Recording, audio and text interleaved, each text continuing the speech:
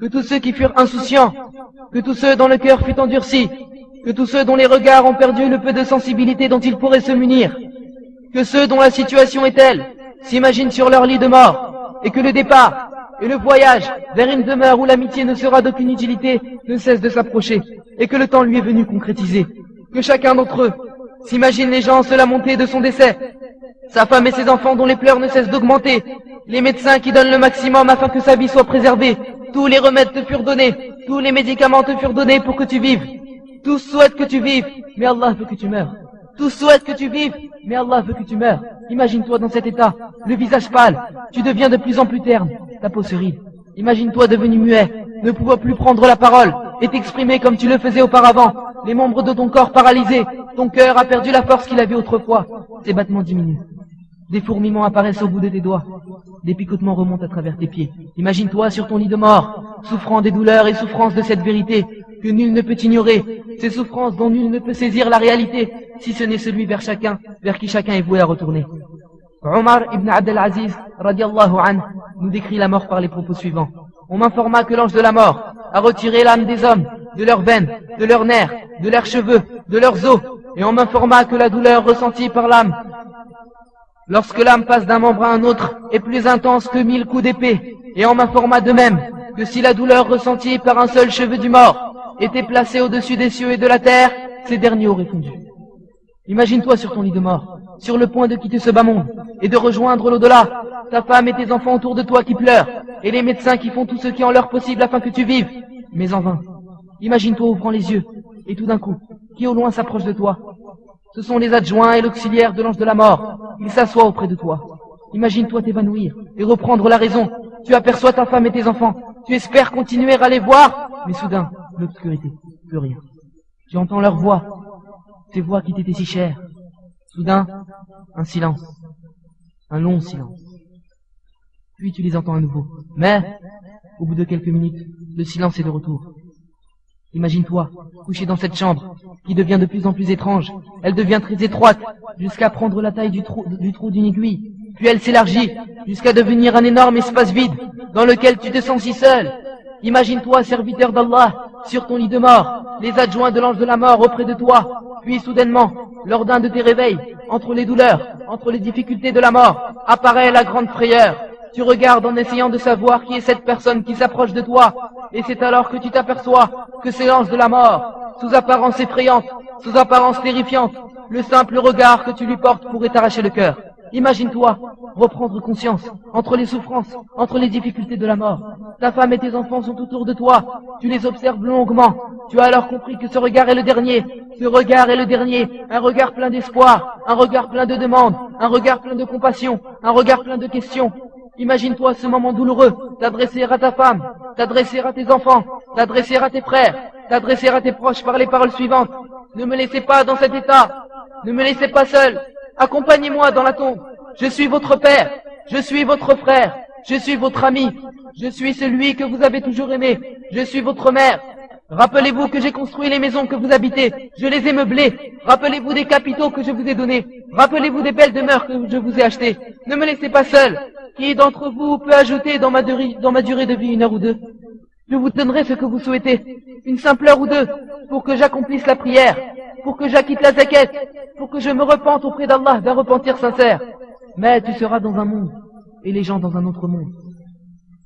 Et Allah nous dit, حتى إذا جاء أحدهم الموت قال رب ارجعون لعلي أعمل صالحا فيما تركت.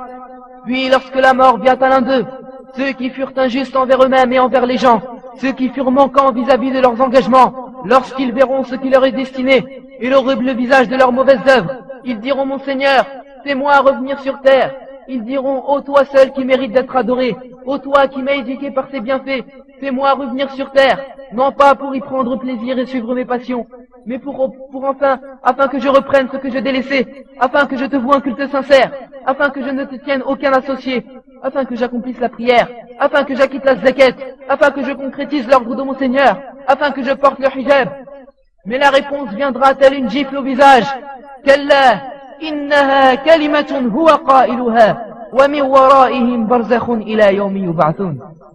Non, c'est simplement une parole qu'il dit, et qui ne fera que l'attrister de plus en plus. Et il n'est pas véridique dans ce qu'il dit. Et devant eux cependant, il y a une barrière entre ce bas monde et l'au-delà. Cette barrière est un monde dans lequel le croyant, l'obéissant à Allah, sera pleinement satisfait, car il prendra plaisir à goûter à ce qui lui fut offert. Et quant aux désobéissants, ils seront châtiés d'un châtiment qui ne leur passait à l'esprit. Et ceci débutera à partir du moment où ils seront installés dans leur tombe, et durera jusqu'au jour du jugement. Donc chacun doit s'y préparer. Allah a prolongé ta vie et t'a permis d'atteindre la trentaine, la quarantaine, la cinquantaine, la soixantaine, jusqu'à dépasser les 70 ans pour certains. Et tu n'as profité en rien de ce temps pour te repentir et revenir vers Allah. Et maintenant tu souhaites revenir en ce bas monde. Kalla, innaha kalimatun huwa qailuha, wa min waraihim barzakhun ila yawmi yub'athun. Non, c'est simplement une parole qu'il dit devant eux. Cependant, les attend un monde intermédiaire entre cette vie et l'au-delà, dans laquelle il demeurera jusqu'au jour dernier. Allah nous dit Kalla idha balaghat at-taraqi wa qila man raq.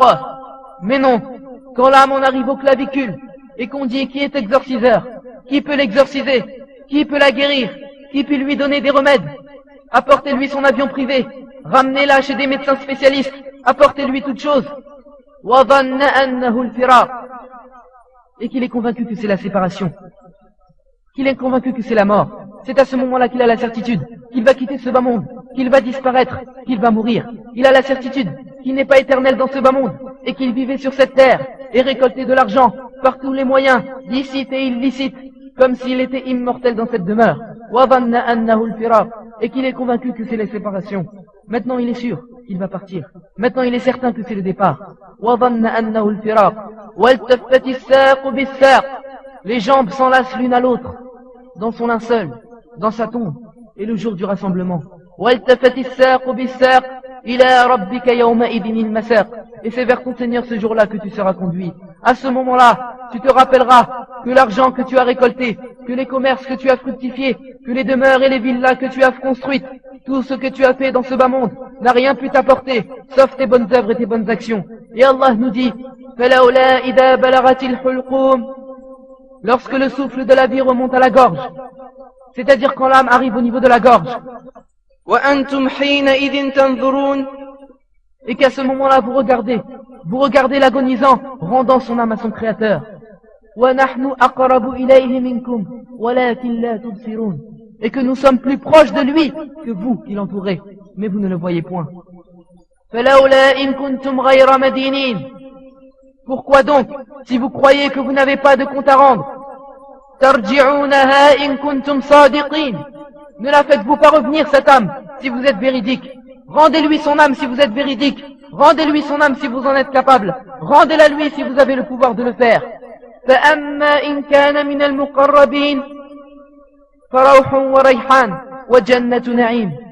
Si celui-ci est du nombre des rapprochés d'Allah, alors il aura du repos, de la grâce et un jardin de délices.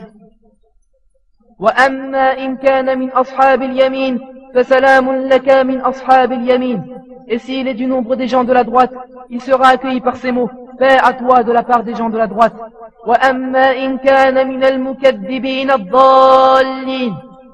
Et s'il est de ceux qui avaient traité de mensonge la résurrection et qui s'étaient égarés, alors il sera installé dans une eau bouillante, et il brûlera dans la fournaise. C'est cela la pleine certitude. Glorifie donc le nom de ton Seigneur le très grand. Gloire à notre Seigneur le très grand. Gloire à mon Seigneur le sublime. Gloire à celui qui a destiné la mort à toutes ses créatures. Gloire à celui qui a rabaissé par la mort les rois romains. Gloire à celui qui a accablé par la mort les empereurs persans. Gloire à celui qui a tranché par la mort le dos des tyrans. Gloire à celui qui déplace par la mort ses serviteurs de leur château à leur tombe, de la clarté de leur berceau à l'obscurité de leur tombe, des caresses de leurs femmes et de la flatterie des enfants à l'endurance des insectes venimeux et des vers, et du plaisir des nourritures et des boissons au fait de se voutrer dans la boue et la terre. Je demande à Allah par ses noms parfaits et ses attributs qu'il nous facilite l'agonie de la mort et qu'il nous raffermisse par la parole ferme dans ce bas monde et dans l'au-delà, qu'il nous protège de la dureté des cœurs et qu'il fasse que l'on ne soit pas parmi ceux dont les yeux ne pleurent pas par sa crainte. Lui seul en a la capacité et le pouvoir, et j'implore son pardon pour moi ainsi que pour vous.